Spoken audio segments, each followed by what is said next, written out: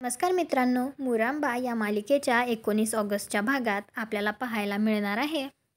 अक्षय रमाकडे आलेला असतो तर रमा म्हणते, मिस्टर अक्षय देवधर. अक्षय मनात विचार करतो, एवढ्या वर्षानंतर भेटूनसुद्धा ही असं बोलतीये माझ्याशी. रमा विचारते, आई कशा आहेत?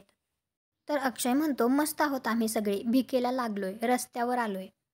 हे बघा ना, आता मी तुमच्या शाळेत कुक म्हणून जॉब करतोय. अक्षय म्हणतो, मला जर का माहिती असतं ना की इथे आल्यानंतर तुमचं थोबाड बघायला लागणार आहे तर मी बाप जन्मात इथे आलोच नसतो. आणि तो जायला लागतो तर रमा म्हणते, पण आता आलाच आहात तर थांबा.